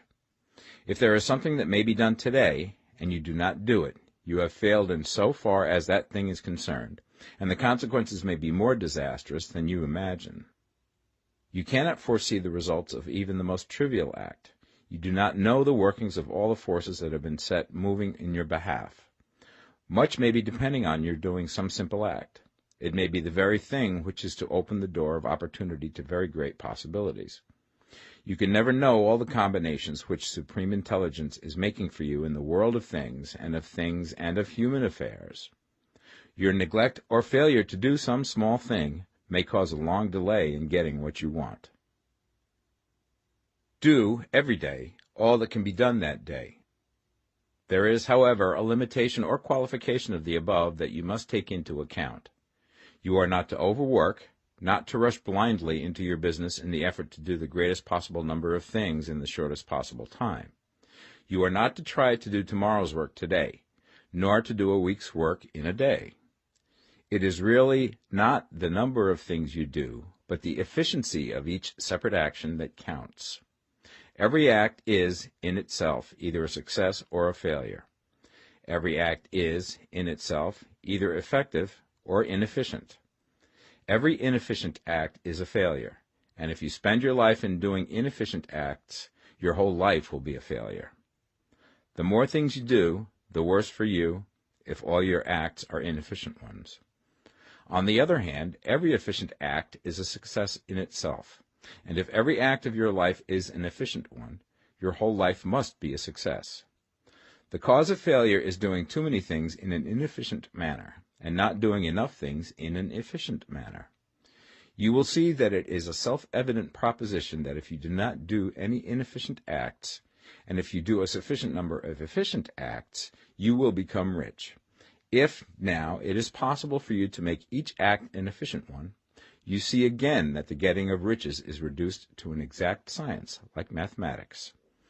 The matter turns, then, on the questions whether you can make each separate act a success in itself, and this you certainly can do.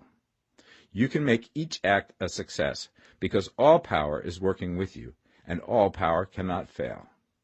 Power is at your service, and to make each act efficient, you have only to put power into it. Every action is either strong or weak, and when every one is strong, you are acting in a certain way, which will make you rich. Every act can be made strong and efficient by holding your vision while you are doing it, and putting the whole power of your faith and purpose into it. It is at this point that the people fail who separate mental power from personal action. They use the power of the mind in one place and at one time, and they act in another place at another time. So their acts are not successful in themselves. Too many of them are inefficient. But if all power goes into every act, no matter how commonplace, every act will be a success in itself. And as in the nature of things, every success opens the way to other successes, your progress towards what you want and the progress of what you want toward you will become increasingly rapid. Remember that successful action is cumulative in its results. Since the desire for more life is inherent in all things, when a man begins to move towards larger life, more things attach themselves to him, and the influence of his desire is multiplied. Do, every day, all that you can do that day, and do each act in an efficient manner. In saying that you must hold your vision while you are doing each act, however trivial or commonplace, I do not mean to say that it is necessary at all times to see the vision distinctly to its smallest details. It should be the work of your leisure hours to use your imagination on the details of your vision, and to contemplate them until they are firmly fixed upon memory. If you wish speedy results, spend practically all your spare time in this practice. By continuous contemplation you will get the picture of what you want, even to the smallest details, so firmly fixed upon your mind and so completely transferred to the mind of formless substance, that in your working hours you need only to mentally refer to the picture to stimulate your faith and purpose, and cause your best effort to be put forth. Contemplate your picture in your leisure hours until your consciousness is so full of it that you can grasp it instantly. You will become so enthused with its bright promises that the mere thought of it will call forth the strongest energies of your whole being. Let us again repeat our syllabus, and by slightly changing the closing statements, bring it to the point we have now reached. There is a thinking stuff from which all things are made, and which, in its original state, permeates, penetrates, and fills the interspaces of the universe. A thought in this substance produces the thing that is imaged by the thought. Man can form things in his thought, and, by impressing his thought upon formless substance, can cause the thing he thinks about to be created. In order to do this, man must pass from competitive to the creative mind. He must form a clear mental picture of the thing he wants, and do, with faith and purpose, all that can be done each day, doing each separate thing in an efficient manner. Chapter 13. Getting into the right business. Success in any particular business depends for one thing upon your possessing in a well-developed state the faculties required in that business. Without good musical faculty, no one can succeed as a teacher of music. Without well-developed mechanical faculties, no one can achieve great success in any of the mechanical trades.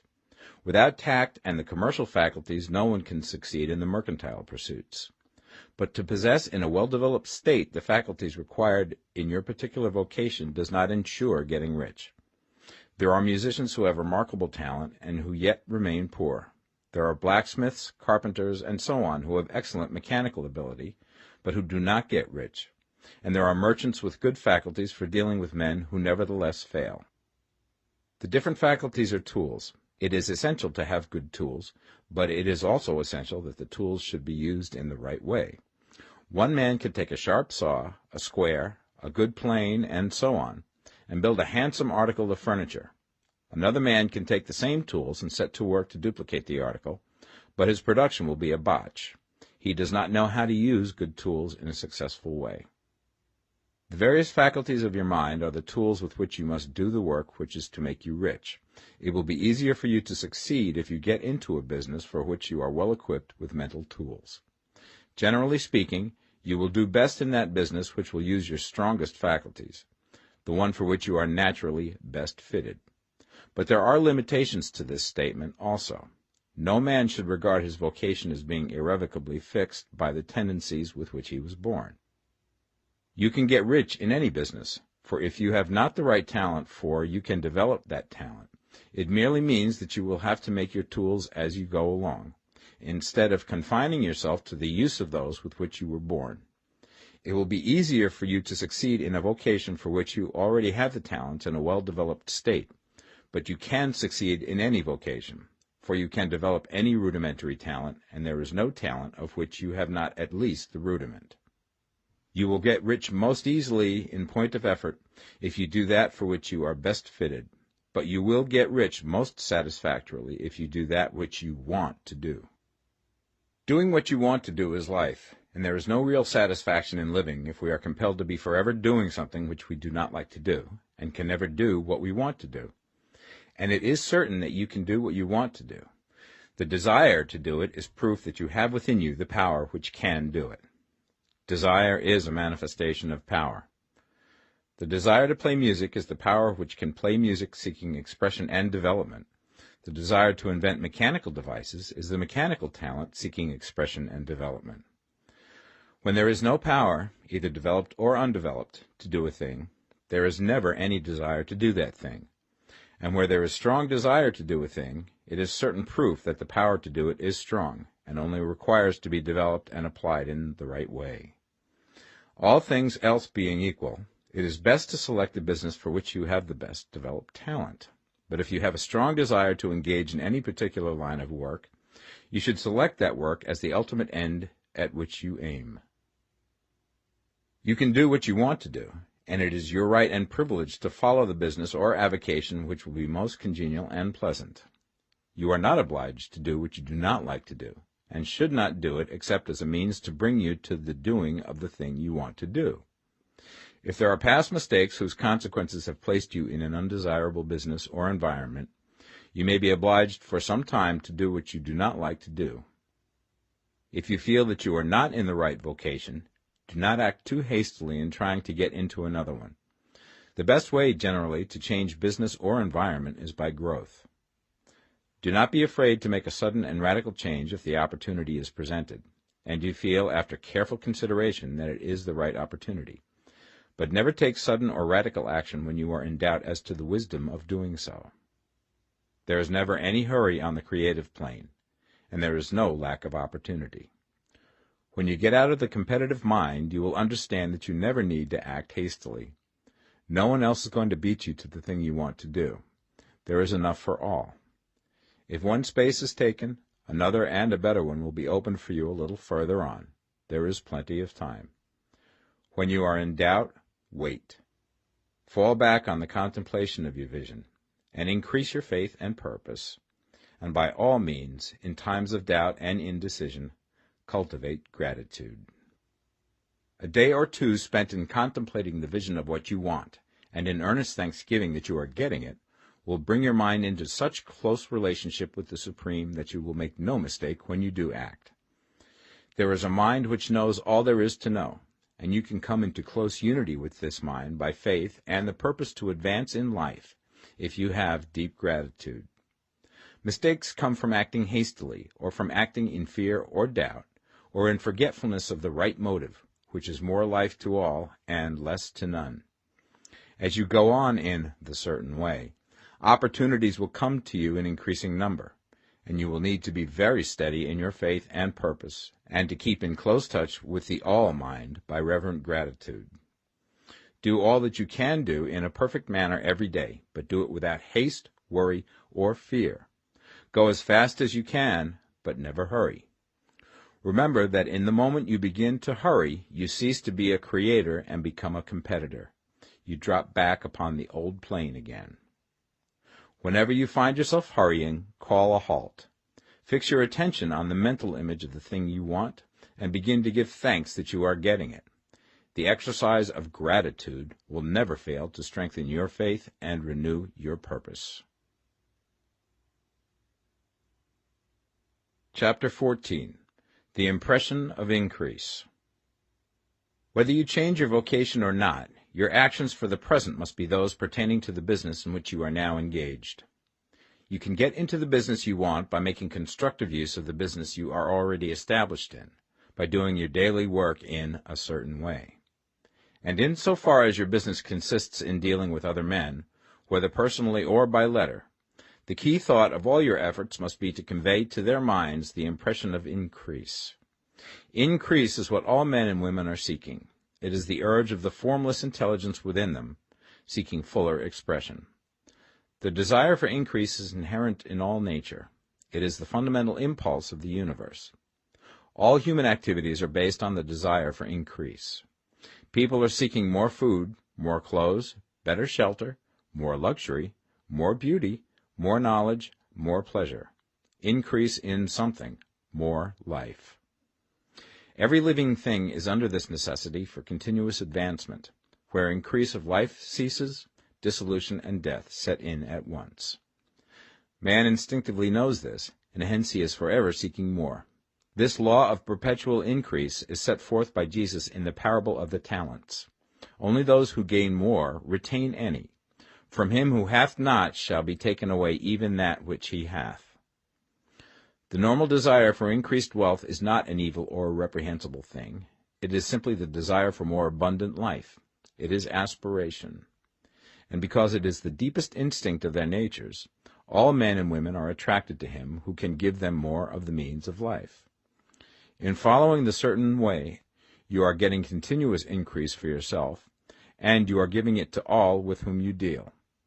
You are a creative center from which increase is given off to all. Be sure of this, and convey assurance of the fact to every man, woman, and child with whom you come in contact. No matter how small the transaction, even if it be only the selling of a stick of candy to a little child, put into it the thought of increase, and make sure that the customer is impressed with the thought.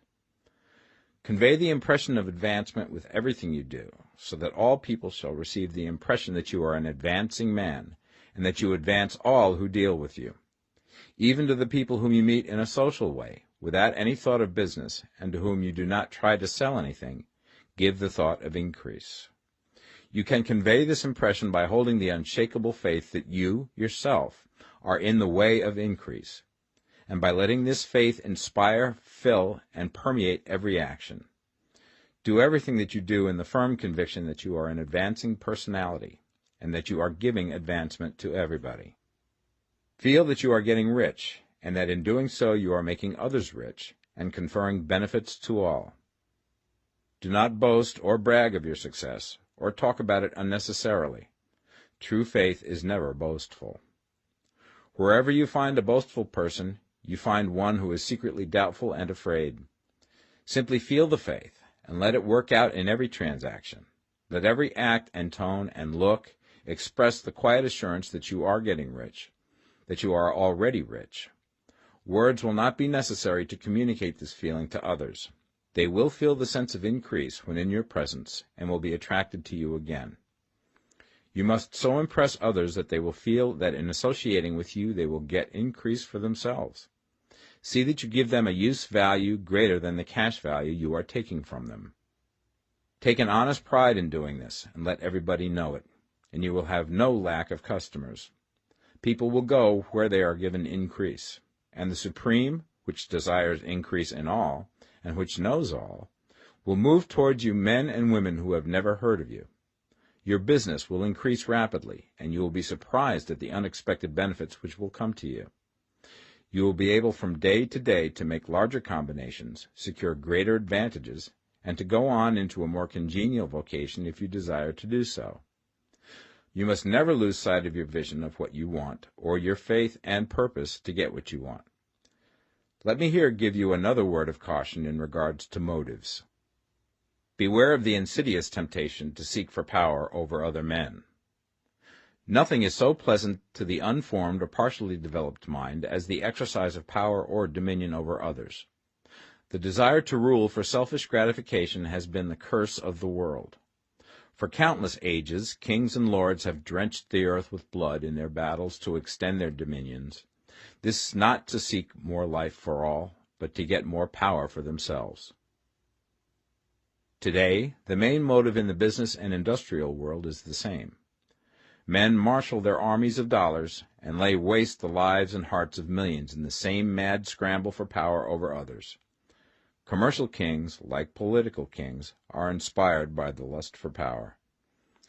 Jesus saw in this desire for mastery the moving impulse of that evil world he sought to overthrow. Read the 23rd chapter of Matthew and see how he pictures the lust of the Pharisees to be called master, to sit in the high places, to domineer over others, and to lay burdens on the backs of the less fortunate. And note how he compares this lust for dominion with the brotherly seeking for the common good to which he calls his disciples. Look out for the temptation to seek for authority, to become a master, to be considered as one who is above the common herd, to impress others by lavish display, and so on. The mind that seeks for mastery over others is the competitive mind, and the competitive mind is not the creative one. In order to master your environment and your destiny, it is not at all necessary that you should rule over your fellow men, and, indeed, when you fall into the world's struggle for the high places, you begin to be conquered by fate and environment, and your getting rich becomes a matter of chance and speculation. Beware the competitive mind. No better statement of the principle of creative action can be formulated than the favorite declaration of the late Golden Rule Jones of Toledo. What I want for myself, I want for everybody. Chapter 15. The Advancing Man. What I have said in the last chapter applies as well to the professional man and the wage earner as to the man who is engaged in mercantile business. No matter whether you are a physician, a teacher, or a clergyman, if you can give increase of life to others and make them sensible of the fact, they will be attracted to you and you will get rich. The physician who holds the vision of himself as a great and successful healer, and who works towards the complete realization of that vision with faith and purpose, as described in former chapters, will come into such close touch with the source of life that he will be phenomenally successful. Patients will come to him in throngs. No one has a greater opportunity to carry into effect the teaching of this book than the practitioner of medicine. It does not matter to which of the various schools he may belong, for the principle of healing is common to all of them, and may be reached by all alike. The advancing man in medicine, who holds to a clear mental image of himself as successful, and who obeys the laws of faith, purpose, and gratitude, will cure every curable disease he undertakes, no matter what remedies he may use. In the field of religion, the world cries out for the clergyman who can teach his hearers the true science of abundant life. He who masters the details of the science of getting rich, together with the allied sciences of being well, of being great, and of winning love, and who teaches these details from the pulpit, will never lack for a congregation. This is the gospel that the world needs. It will give increase of life, and men will hear it gladly, and will give liberal support to the man who brings it to them. What is now needed is a demonstration of the science of life from the pulpit. We want preachers who can not only tell us how, but who, in their own persons, will show us how. We need the preacher who will himself be rich, healthy, great, and beloved, to teach us how to attain to these things, and when he comes he will find a numerous and loyal following. The same is true of the teacher who can inspire the children with the faith and purpose of the advancing life. He will never be out of a job, and any teacher who has this faith and purpose can give it to his pupils. He cannot help giving it to them if it is part of his own life and practice. What is true of the teacher, preacher, and physician is true of the lawyer, dentist, real estate man, insurance agent, of everybody. The combined mental and personal action I have described is infallible. It cannot fail. Every man and woman who follows these instructions steadily, perseveringly, and to the letter will get rich. The law of the increase of life is as mathematically certain in its operation as the law of gravitation. Getting rich is an exact science. The wage earner will find this as true of his case as of any others mentioned. Do not feel that you have no chance to get rich because you are working where there is no visible opportunity for advancement, where wages are small and the cost of living high. Form your clear mental vision of what you want and begin to act with faith and purpose. Do the work that you can do every day and do each piece of work in a perfectly successful manner. Put the power of success and the purpose to get rich into everything that you do. But do not do this merely with the idea of currying favor with your employer in the hopes that he or those above you will see your good work and advance you. It is not likely that they will do so. The man who is merely a good workman, filling his place to the very best of his ability, and satisfied with that, is valuable to his employer, and it is not to the employer's interest to promote him. He is worth more where he is. To secure advancement, something more is necessary than to be too large for your place. The man who is certain to advance is the one who is too big for his place, and who has a clear concept of what he wants to be, who knows that he can become what he wants to be, and who is determined to be what he wants to be. Do not try to more than fill your present place with a view to pleasing your employer. Do it with the idea of advancing yourself. Hold the faith and purpose of increase during work hours, after work hours, and before work hours. Hold it in such a way that every person who comes in contact with you, whether foreman, fellow workman, or social acquaintance, will feel the power of purpose radiating from you, so that everyone will get the sense of advancement and increase from you. Men will be attracted to you, and if there is no possibility for advancement in your present job, you will very soon see an opportunity to take another job. There is a power which never fails to present opportunity to the advancing man who is moving in obedience to law. God cannot help helping you if you act in a certain way. He must do so in order to help himself. There is nothing in your circumstances or in the industrial situation that can keep you down. If you cannot get rich working for the Steel Trust, you can get rich on a 10-acre farm. And if you begin to move in the certain way, you will certainly escape from the clutches of the Steel Trust and get on to the farm or wherever else you wish to be.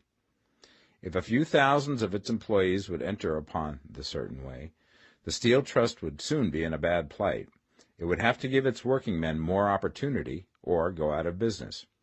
Nobody has to work for a trust. The trusts can keep men in so-called hopeless conditions only so long as there are men who are too ignorant to know of the science of getting rich, or too intellectually slothful to practice it. Begin this way of thinking and acting, and your faith and purpose will make you quick to see any opportunity to better your condition. Such opportunities will speedily come, for the Supreme, working in all and working for you, will bring them before you. Do not wait for an opportunity to be all that you want to be. When an opportunity to be more than you are now is presented, and you feel impelled toward it, take it. It will be the first step towards a greater opportunity. There is no such thing possible in this universe as a lack of opportunities for the man who is living the advancing life. It is inherent in the constitution of the cosmos that all things shall be for him and work together for his good, and he must certainly get rich if he acts and thinks in the certain way. So let wage-earning men and women study this book with great care, and enter with confidence upon the course of action it prescribes. It will not fail. Chapter 16. Some Cautions and Concluding Observations.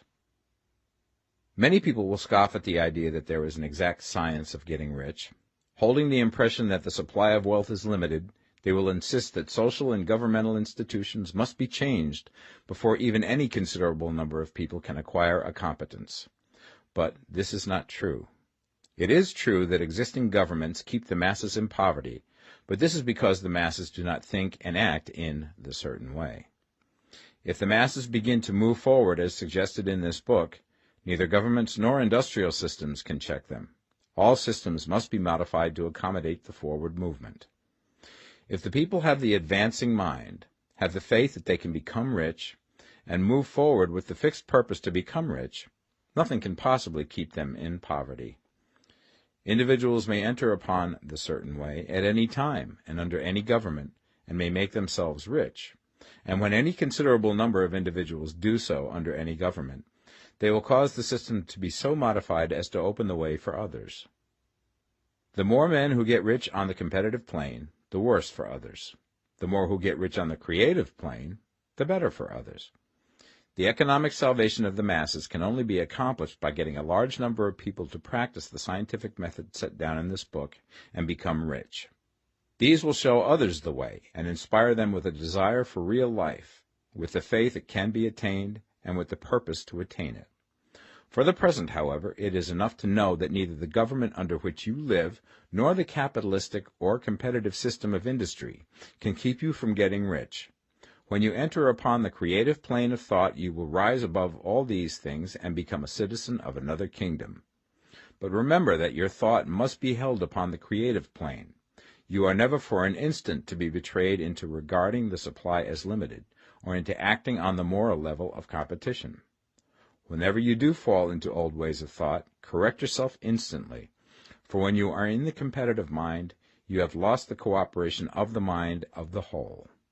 Do not spend any time in planning as to how you will meet possible emergencies in the future, except as the necessary policies may affect your actions today. You are concerned with doing today's work in a perfectly successful manner, and not with emergencies which may arise tomorrow. You can attend to them as they come. Do not concern yourself with questions as to how you shall surmount obstacles which may loom upon your business horizon, unless you can see plainly that your course must be altered today in order to avoid them. No matter how tremendous an obstruction may appear at a distance, you will find that if you go on in the certain way, it will disappear as you approach it, or that a way over, through, or around it will appear. No possible combination of circumstances can defeat a man or woman who is proceeding to get rich along strictly scientific lines. No man or woman who obeys the law can fail to get rich, any more than one can multiply 2 by 2 and fail to get 4. Give no anxious thought to possible disasters, obstacles, panics, or unfavorable combinations of circumstances. It is time enough to meet such things when they present themselves before you in the immediate present, and you will find that every difficulty carries with it the wherewithal for its overcoming. Guard your speech. Never speak of yourself, your affairs, or of anything else in a discouraged or discouraging way. Never admit the possibility of failure, or speak in a way that infers failure as a possibility. Never speak of times as being hard, or of business conditions as being doubtful. Times may be hard and business doubtful for those who are on the competitive plane, but they can never be so for you. You can create what you want, and you are above fear. When others are having hard times and poor business, you will find your greatest opportunities. Train yourself to think of and to look upon the world as a something which is becoming, which is growing, and to regard seeming evil as being only that which is undeveloped. Always speak in terms of advancement. To do otherwise is to deny your faith, and to deny your faith is to lose it. Never allow yourself to feel disappointed. You may expect to have a certain thing at a certain time, and not get it at that time, and this will appear to you like failure. But if you hold to your faith, you will find that the failure is only apparent.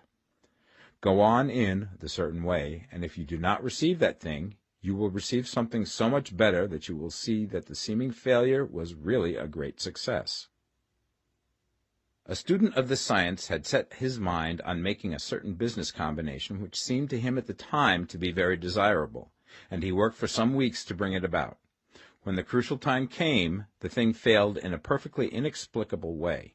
It was as if some unseen influence had been working secretly against him. He was not disappointed. On the contrary, he thanked God that his desire had been overruled, and went steadily on with a grateful mind.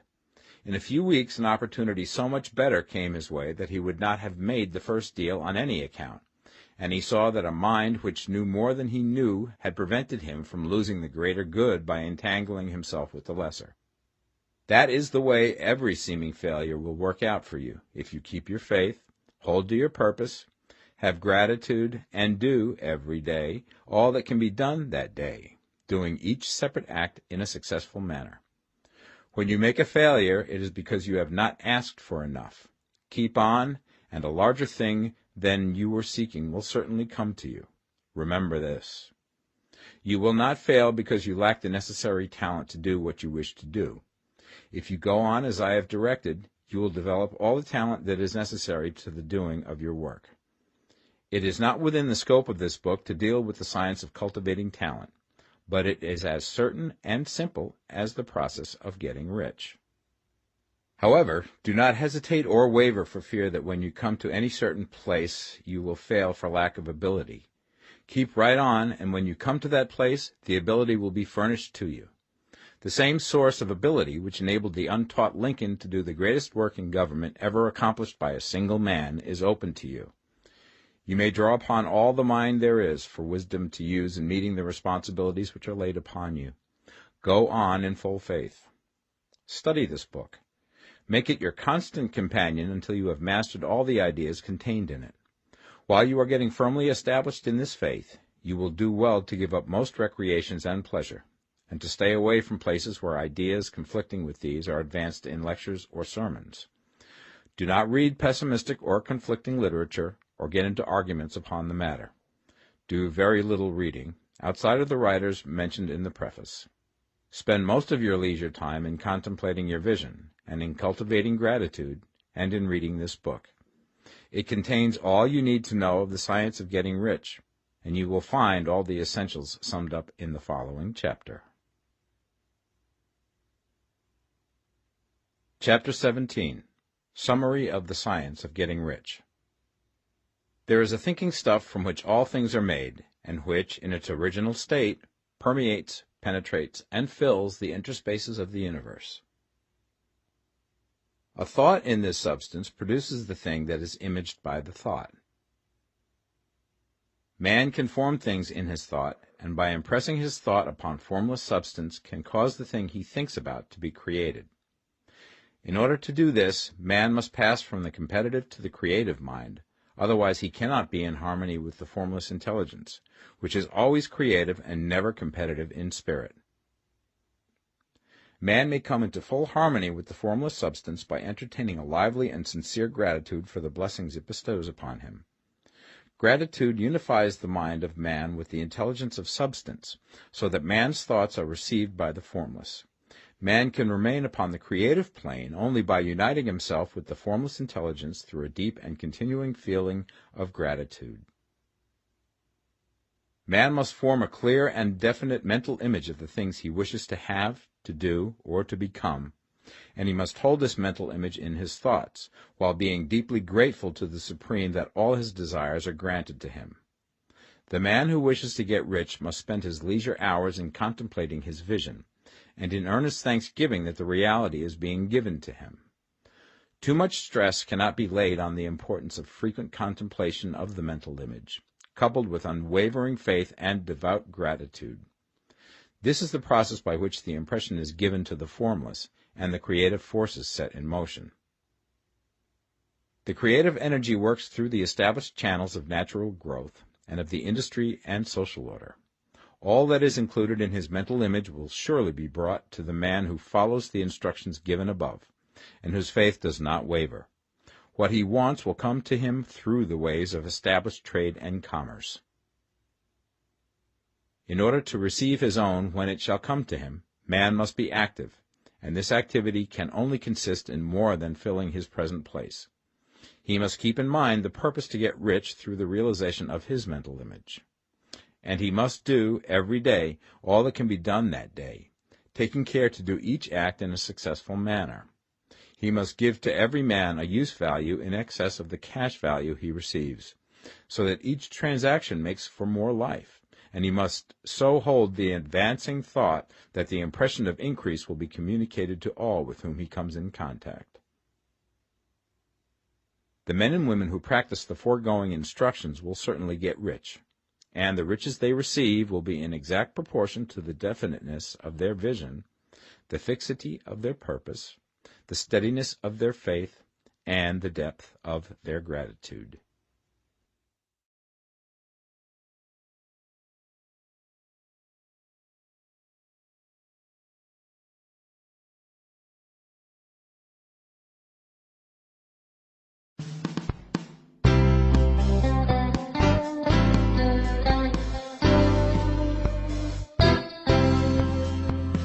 The Science of Getting Rich by Wallace D Wattles.